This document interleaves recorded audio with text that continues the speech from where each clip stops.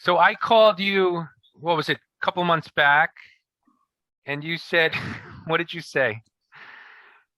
I said, Jerry Hochek, the man who changed my life.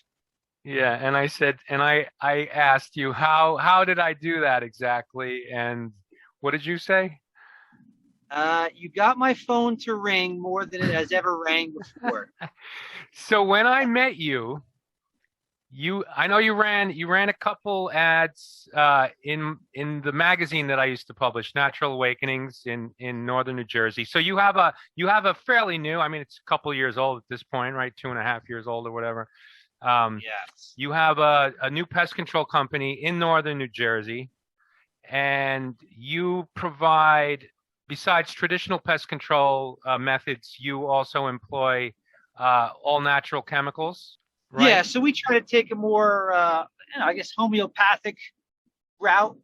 We try to avoid traditional pesticides completely and just go with things that are deemed natural by the EPA, less impactful on the environment, or as organic as possible.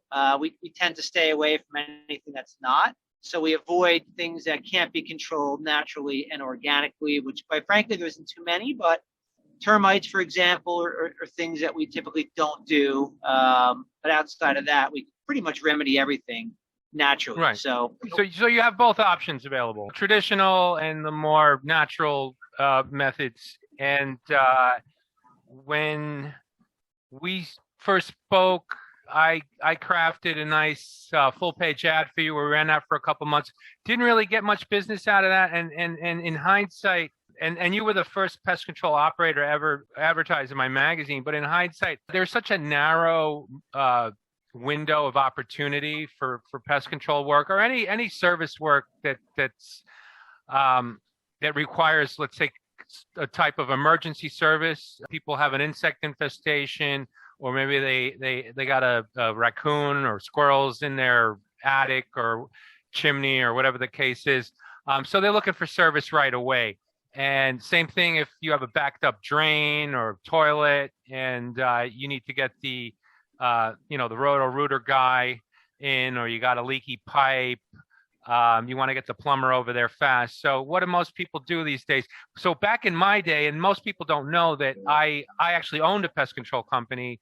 I was based in Bergen County, New Jersey, and that was in '99, 2000 when the Yellow Page directories were still quite viable, and my then partner and we were running ads in the Yellow Pages. It was really the only game in town because that's where everybody went to find a pest control operator, plumber, or roto-rooter man, or what have you. Those Yellow Page books stopped being viable right around 2010 when the internet matured enough. And I remember I was actually working for a client in New Jersey back then, and he had phone numbers with the local cable company. And as I guess like a feature, they also gave you a listing in the local yellow book. And I remember the folks that were calling the listing that was in the yellow book, and they were all 65 and up.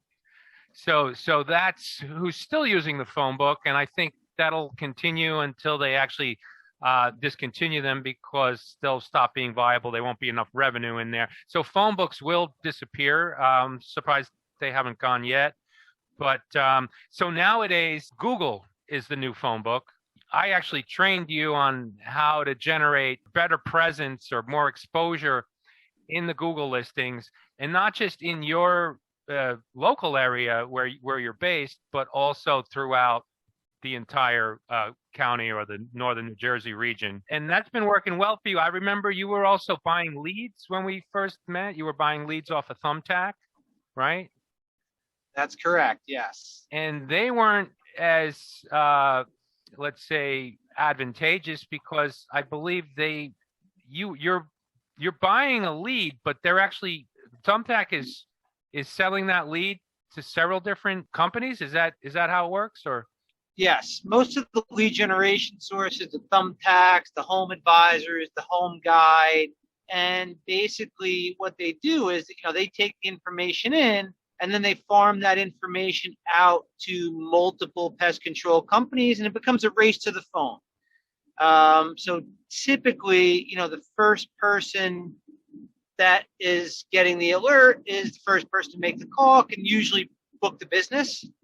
The problem is, they kind of recycle that information, I believe, over and over again. And that's where it becomes challenging. And it's just, in my opinion, it certainly wasn't the best bang for our buck. And, as you alluded to earlier, as Google has since taken over for the phone books and the yellow pages, your best opportunity to drive business and to be found, quite frankly, is via Google, right? I mean, that's right. Really the end all be all to customers, whether you're providing a service or selling a product. And as you know, the question now is, there's a lot of companies that want to help you with those needs. However, there's ways they go about doing it that don't always, in my opinion, make the most sense. It could be costly. It could be a really costly endeavor to hire someone to help you with Google. Well, right, and in a lot of cases, you're buying leads, so you don't own the mechanism or the vehicle that's actually generating them. So with what we did, I actually showed you the method that I've used with clients in order to build a strong presence in Google. So when folks are searching you in let's say within a I think for you it's probably like a 15-20 mile radius, right? Based on the presence that we've built up, it's about a 15-20 mile radius, I think, across the entire county where you're situated, and then even some of the lower counties. So you got a lot of exposure that we've built up over time, and so now your phone is ringing on a regular basis, just about, I would say, daily, right? Some weeks it's just every day you're getting calls. Yeah, it's fantastic. Multiple times a day sometimes, and it's funny because whenever I don't get a call in a day, I don't get discouraged, just because I know the following day I'll get 2 or 3.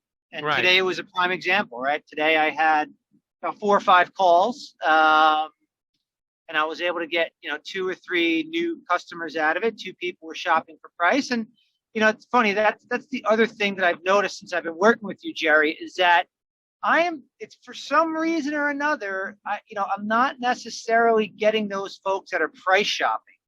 Right. I'm getting people that are looking for my service. They want what I do, and quite frankly, more often than not, I book the visit without even giving a price quote. I've been preaching to my clients for years, build infrastructure, so build content, and we are doing in effect the same thing, because we've been building your presence. So it's not like we're building content to put on social media. That there's a place for that depending on the type of business someone's operating. But a lot of this has to do with infrastructure. You need to be seen. There's a 2-pronged approach to this now that the internet's really matured and social media is big, and there's a lot of attention there. You got to understand there's free attention there. So there's free eyeballs if you can share some good, meaningful, compelling, memorable, impactful information about what it is that you do. My strategy for you, somewhere a little bit down the line, once your company's a lot more mature and you have you've really built up your presence on Google and the other search engines as much as possible, then I would suggest doing a lot of videos about exactly what you do, and even giving people tips on how to prevent certain things like animal infestation. Because there's as homeowners, there's things that we can do to prevent insect and animal infestations.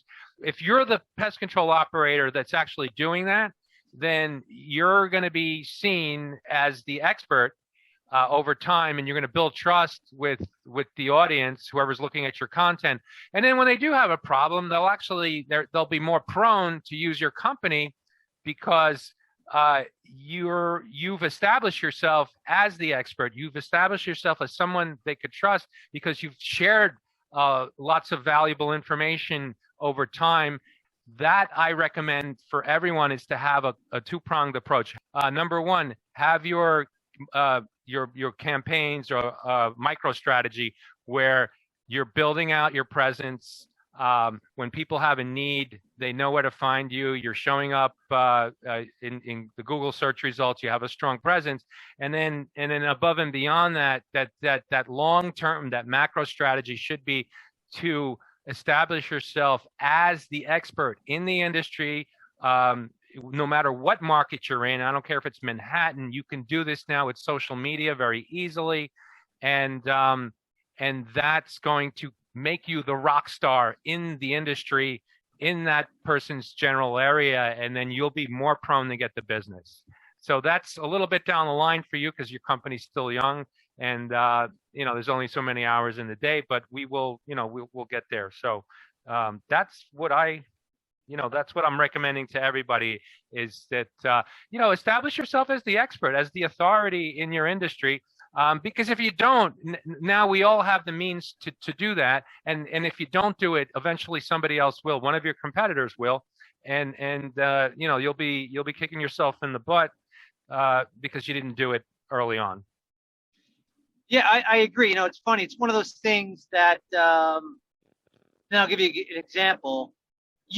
I could physically change the oil in my car, but I'll go get an oil change because it's not something I want to do, right? I could physically mow my lawn, but I hire a landscaper. So it's all about the time. So even with pest control, it's funny. I got a call today. A gentleman and his wife had fleas in their basement, and they went to Home Depot, and the guy at Home Depot suggested that he open up 3 cans of fog.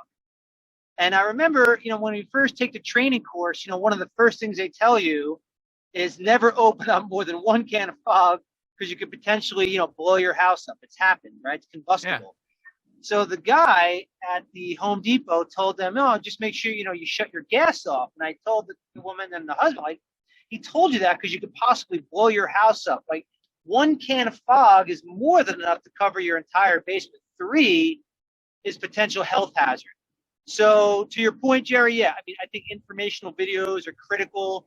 I know a lot of people are concerned, well, if I show people how to do it and what to do, then they may just do it themselves, and they may. But at the end of the day, to your point, if you're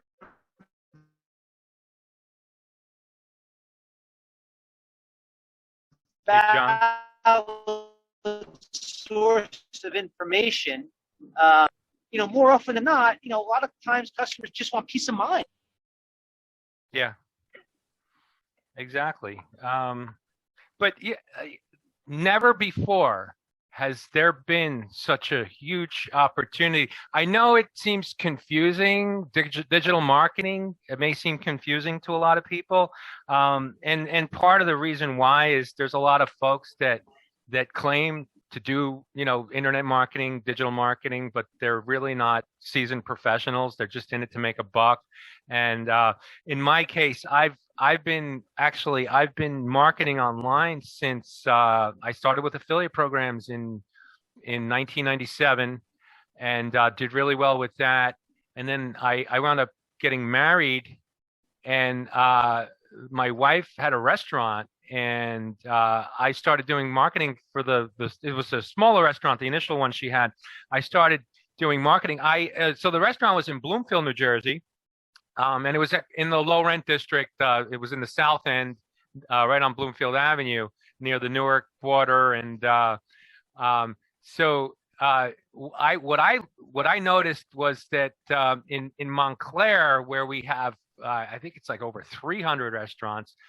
Montclair, New Jersey is a hub where people come from the vicinity, the surrounding towns, and they come eat there because they do have some of the better restaurants. So one of the top search, or one of them anyway, I believe it was actually the top search. It was Montclair NJ restaurants. That was a specific keyword phrase that I targeted. I created a web page targeting that term, and we were getting sometimes 30 to 40 visitors on that page a day, because I was, of course, tracking everything with Google Analytics later, and whatever the other solution was in the beginning, and I could actually see the keyword phrases that they were using, and the page was also optimized for some other keyword phrases, and we were getting tons of business from it. And that was one of the tactics I did. And then when I had the magazine, I did some digital marketing for some of my clients as well. And there's just the thing is that it's really, if you want to break it down to basics, all you're doing on the internet, it's just like, back in the day, and I've been in business since I had my first business in '87. I did custom window coverings. The vertical blinds were new, fairly new, and they were just they were the rave, and everybody was buying them for their homes. And in the beginning, I started with, I just put flyers out in large high-rise buildings on bulletin boards, and also in supermarkets. And I was actually getting work that way, and that's how how I began initially. I didn't have any advertising budget back then, and then and there was no internet. This was '87, and then once I generated some revenue, I did what my father's partner, that's how I got into the business. I worked for my father's company for a while, and he got into that business with somebody that had been a lifelong, veteran business owner, and this was like his 7th or 8th business. And he taught. I learned how to install. I learned how to sell, and then I was also watching everything he was doing. And he was basically putting ads in the Sunday paper to generate business, residential business, and it was working, and it was working great. And when I had some budget, I did specifically what he did. So nothing's changed all that much. It's just that we have this huge digital landscape that everyone's connected to. So you're doing the same thing, whether it's the newspaper back in the day or a yellow page ad. You created an offer, and then you had to distribute it somehow. So the newspaper did the distribution for you, right? They also they created the ad. One of their graphics designers created a display ad. So you had the content, you had the offer. Your offer was in the content, and same thing with the yellow pages. And then that's the same exact thing we're doing online. Is the offers in the website, or it's in a Google listing, or it's on a landing page, or it's on a video, or it's in the case of one of my clients, I think he's up to like over 300 videos now, because he markets an entire line of products to musicians. So each product that he sells, some of the products he has 2, 3, and 4 videos, because they do evolve a bit. They change over time. They're improved, or they have different versions of the same product. So and videos are immense online, because we're all geared for television, and I'm a huge proponent of using video, because it's actually easy. It's easy to produce. We're not doing produced. We're not doing polished, because what gets much more traction in social media is videos that actually resemble more reality-based television, so reality TV, and then that's it. And that has so much more appeal than anything polished. Polished doesn't work anymore. Sales presentations don't work. You want to connect with your public. You want to do a lot of storytelling, and you want to basically tell the story of who you are, what you're doing, what you have to offer your customers or clients, why it's important for them to get it, and then why it's important for them to get it now. And that's just the anatomy of a great sales message. So it's unprecedented opportunity we have, but you have to know how to maneuver online. You have to know how to generate the traffic, and without you know, not, without wasting money, because a lot of I see a lot of business owners do this because it seems confusing, but it's really not. And hey, we're running out of time. You there, John? Did I lose you? Yeah, What happened? not a problem. No, Here, we can edit. Don't can worry. you hear me? Yeah, I can hear you now. Yeah. God, I went off on a big tangent. Anyway, we got like So,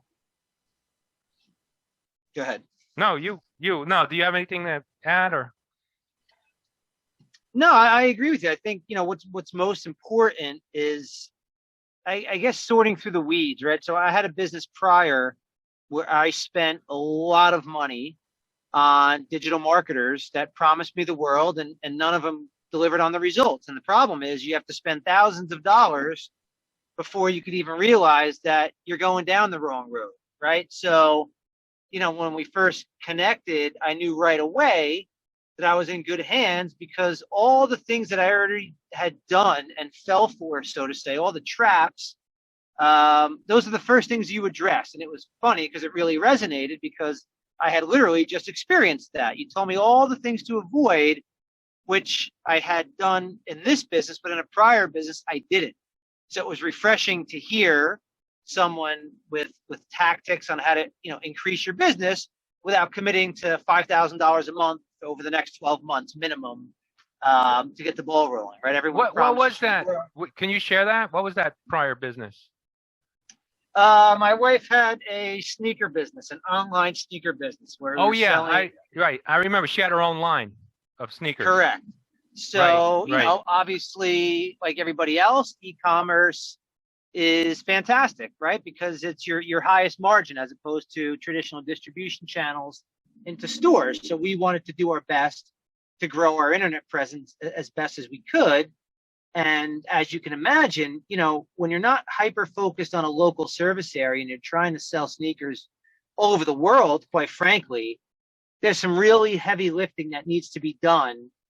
And you could spend a lot of money trying to do that heavy lifting, where instead of going the traditional ad route and trying to build out, all this SEO information, if you stay focused on a specific vertical in a specific area, channel that, get results there. I know the one thing you had mentioned early on was testing different things, right? Before Right. you commit to something, test it for a couple of days, Right. and see what kind of results you get, and see if it's worth it to go down that road. Right. So, Because I'm not just the marketing guy. I'm not a guy that has I'm not just a guy that has a marketing company. I've owned small businesses, including a restaurant, toughest business to run, toughest business to run in the world. So I'm very adverse to wasting money. So and I with the sneaker brand that your wife had, that would definitely take some testing to see like where her market is, where the niche is. But and you're absolutely right. And you could waste a lot of money trying to cultivate that brand over time. But I think and that's something we can still revisit. I know you got busy with the pest control and we never really did anything with that. But yeah, so there's a lot of pitfalls out there if you don't understand how digital marketing works. There's a lot of companies, and I wish it wasn't so, because it kind of gives us all a bad name. I wish there wasn't a lot of there wasn't these companies out there that kind of take advantage, because it takes time to build a campaign. It takes time to build a presence, and if you're working with somebody like me that actually knows what they're doing, you're going to see the results. But if it's just somebody out there that wants to make a buck off you, then chances are you're not going to do well. I've invested countless thousands and thousands and thousands of hours studying all this, and working with mentors over the years, and testing. So I know a lot of what works. And I'll since we're running out of time, I just wanted to touch base on one thing. For a lot of us that service the local area, I can't speak highly enough of actually running local Facebook ads, because keep in mind that so many people on Facebook give up so much of their personal information, what their likes, their dislikes. There's no better way to hyper target your specific demographic, your target demographic, than actually using Facebook ads, because you can direct those ads. I mean, you could use so much different criteria. And I started that service just recently. I'm actually managing Facebook ad campaigns for all sorts of companies, from small mom and pops all the way up to I have a pretty large national corporation that I'm working with now, that's running Facebook ads, to target their specific audience for a new product. And we're seeing some great results. And again, that's because we're able to hyper target. And I don't think there's no better way to do that than with Facebook ads, because they're also underpriced. Where we stand now, for what you're getting, the ability to hyper target your specific audience, it's the leads or the traffic that we're buying is definitely underpriced. So I think that's an opportunity that a lot of folks need to capitalize on until those, before those ads get very expensive. I agree.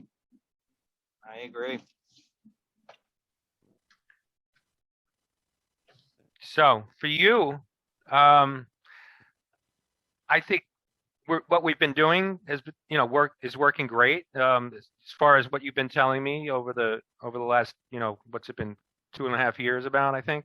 And so we just keep expanding your presence on Google, keep building that up, and then eventually videos, articles, and that's something we can churn out. That's not anything you have to spend time doing. And I already have a whole game plan mapped out for you. So when you're ready to do that, we'll jump on it.